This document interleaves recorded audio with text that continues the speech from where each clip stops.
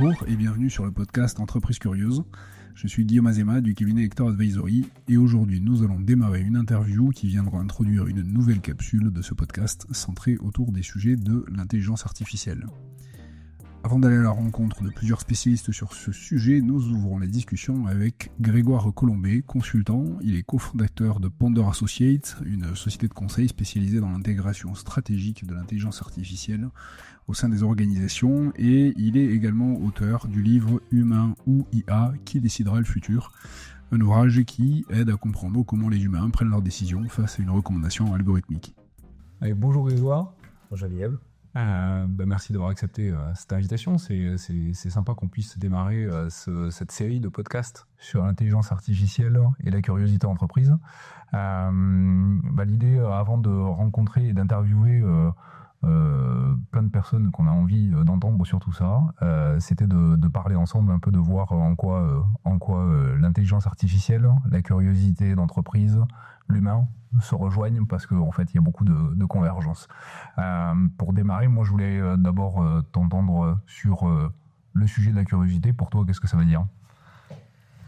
Alors le sujet de la curiosité, pour moi, ça veut surtout dire regarder où les choses ne sont pas évidentes.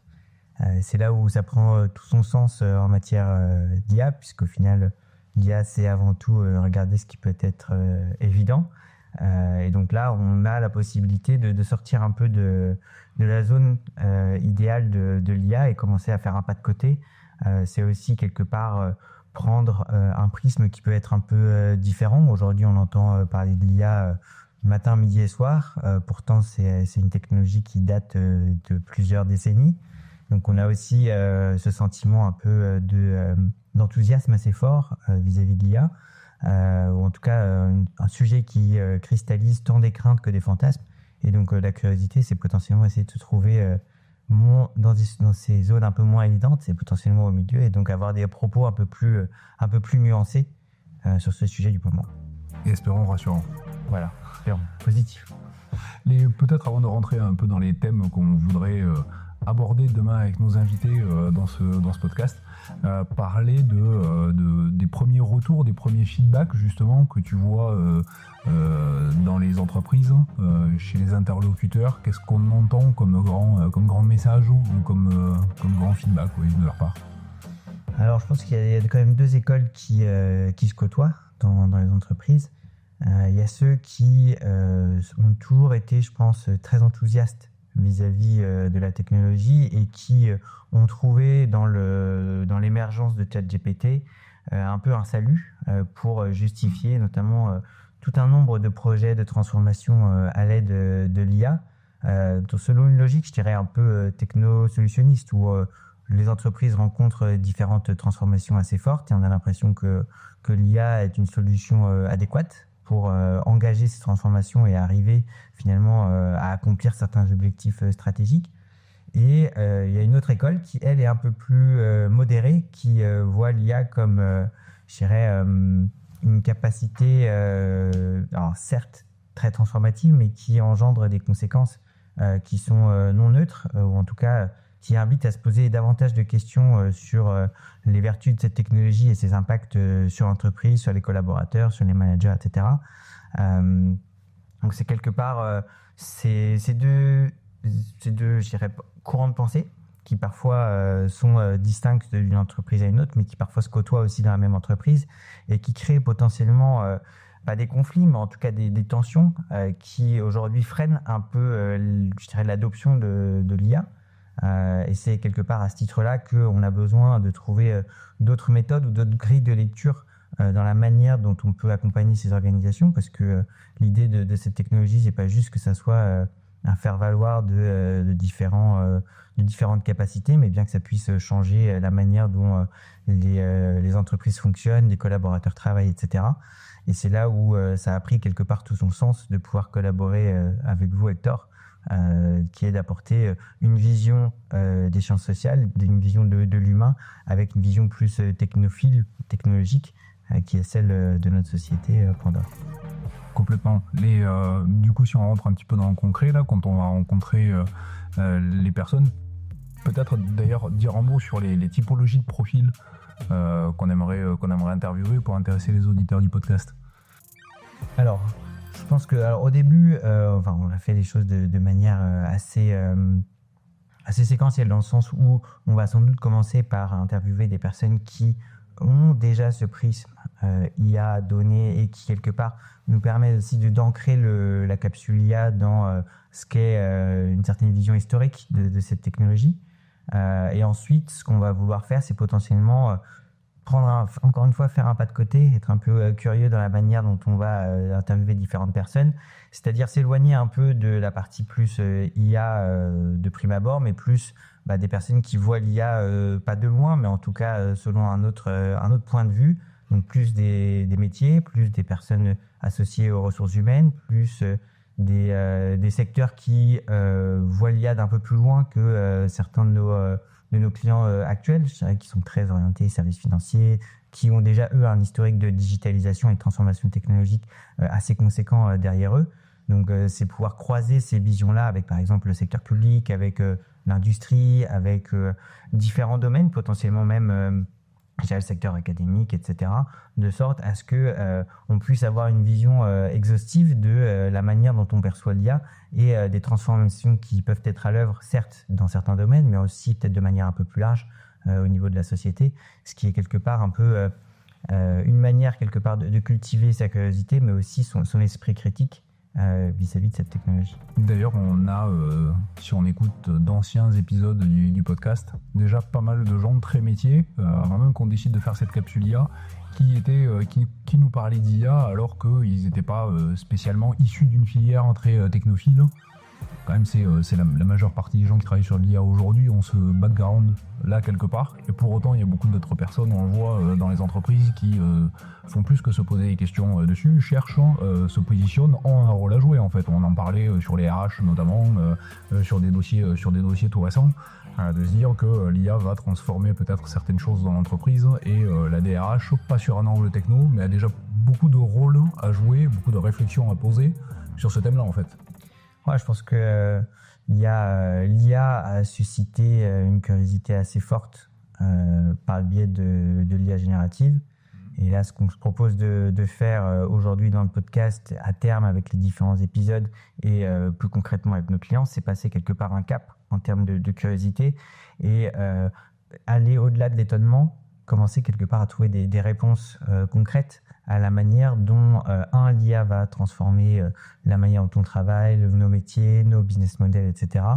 Mais ensuite arriver de manière très opérationnelle sur comment est-ce qu'on peut trouver des solutions qui aident nos clients. Parce qu'on a quelque part toujours un peu l'impression d'être en surface, de se dire ça va effectivement transformer la manière dont on interagit avec les clients, ça va transformer la manière dont on produit du contenu, etc.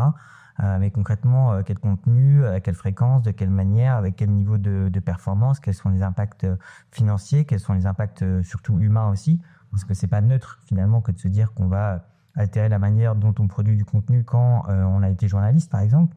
On est en train de voir par exemple, il y a Le Point qui a annoncé il n'y a pas très longtemps un plan social motivé en particulier par les gains générés par l'IA. Ce qui est intéressant aussi, c'est que ça clive, c'est que certes, il y a certains métiers qui vont, entre guillemets, disparaître ou en tout cas s'amenuire.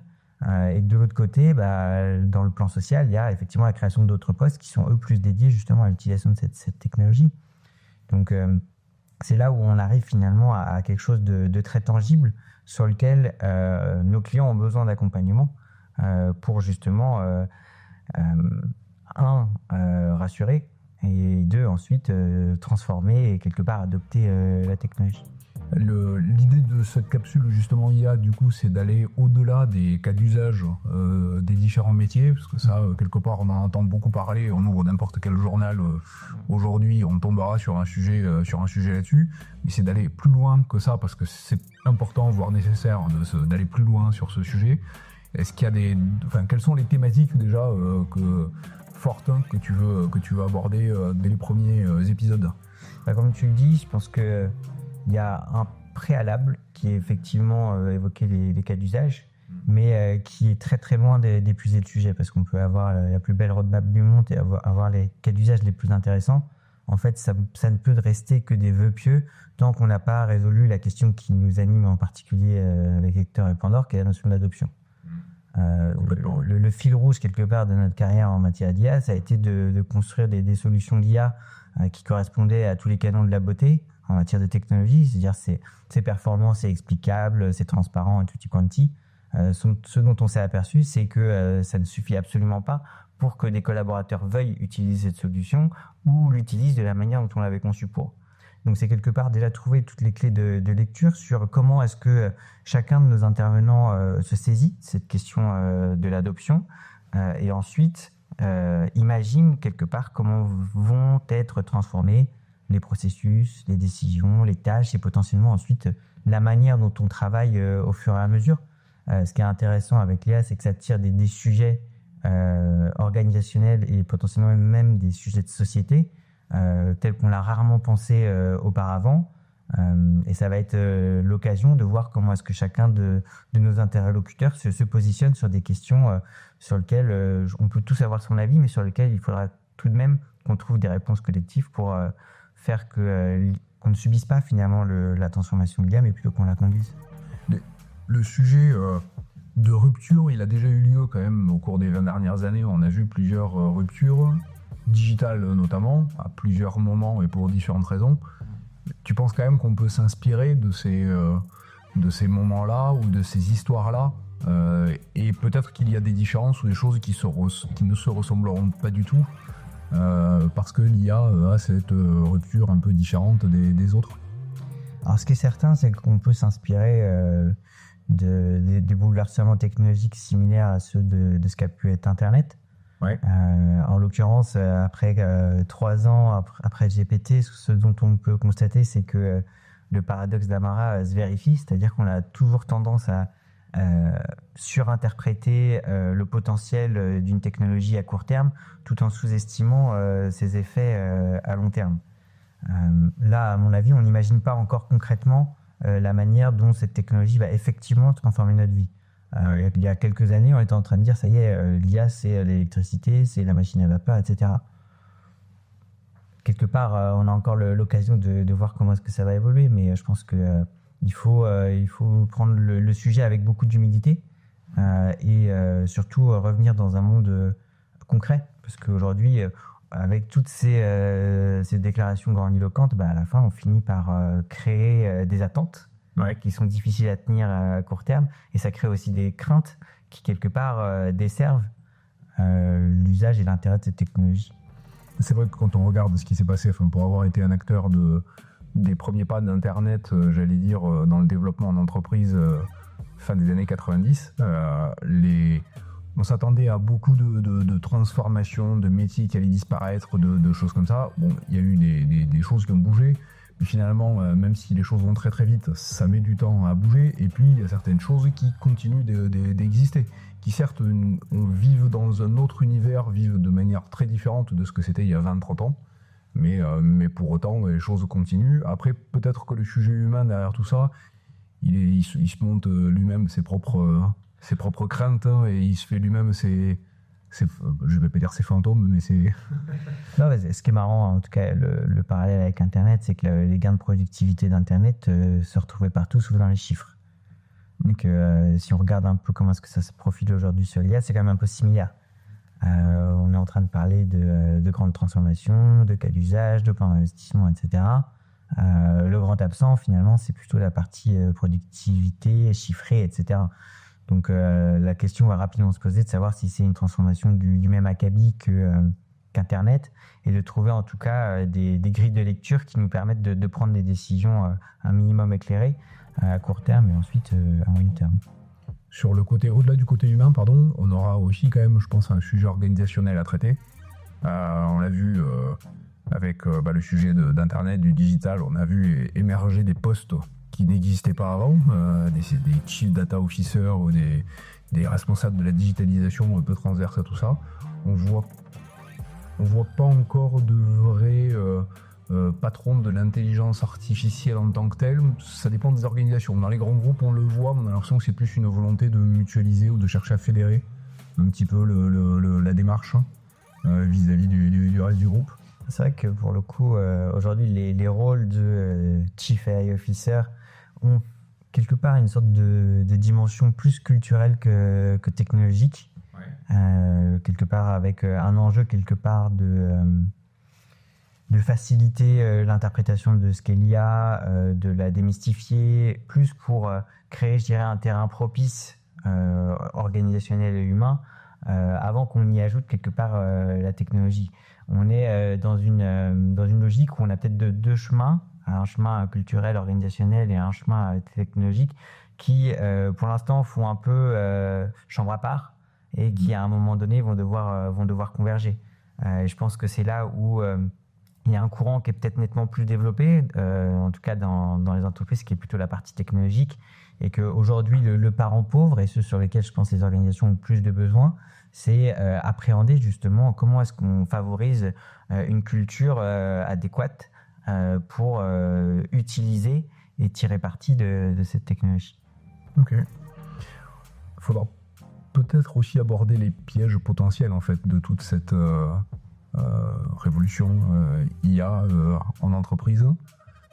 Tu penses à des sujets importants, majeurs à évoquer pendant ces interviews? Alors je pense que y a un sujet qui quelque part moi me taraude beaucoup, qui est le sujet financier, ouais. Qui est enfin, peut-être même en fait de manière générale, c'est que je pense que sur l'IA on évite de se poser des questions qu'on se serait posé pour n'importe quel autre sujet. Je pense notamment au sujet des copyrights, où on a pu, je dirais, piller tout un tas de données, de propriétés intellectuelles, etc., sous le couvert sociétal de l'utilité de l'intelligence artificielle.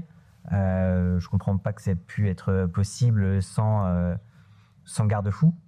Je pense que sur les aspects financiers, on est en train de se poser, on est à peu près dans un phénomène un peu similaire où on utilise des modèles économiques dont on ne maîtrise pas finalement tous les tenants et les aboutissants, qui coûtent de manière assez significative aux organisations, sans qu'on sache aujourd'hui ce que ça rapporte. Alors que dans n'importe quel autre type de projet, on le ferait, oui. Voilà. Calculer un TCO, c'est la base de la gestion des projets. Et sur l'IA, pour une raison que j'ignore encore, on ne se la pose pas.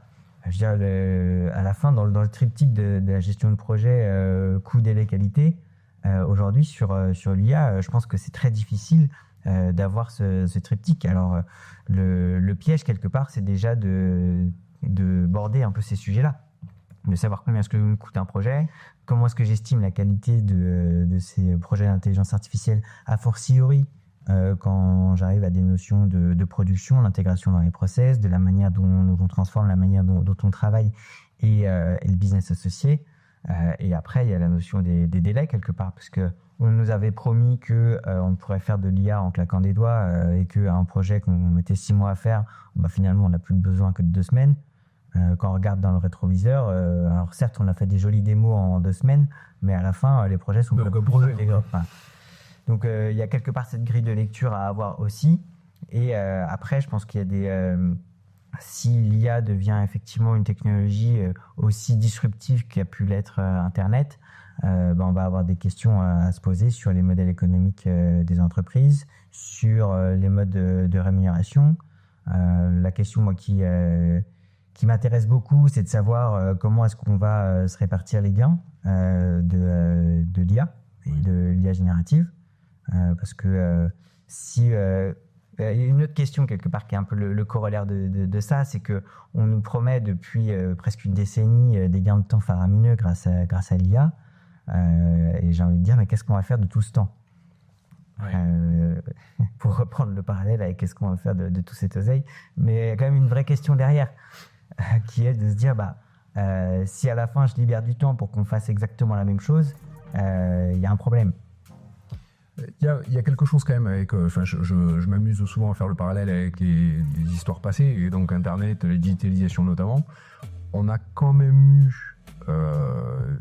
un moment, un avant, un après, Internet au sens des business models et de la stratégie.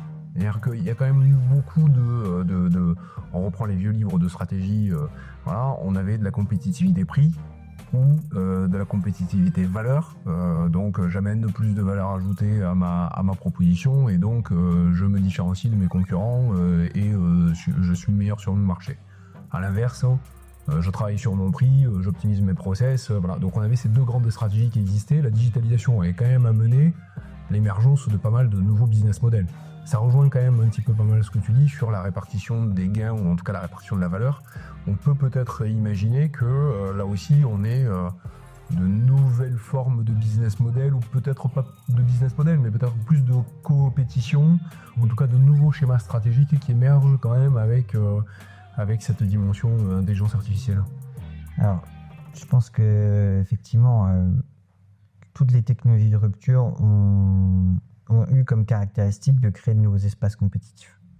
À l'inverse, les technologies un peu moins disruptives ont plutôt une logique d'optimisation. Oui, d'incrémental.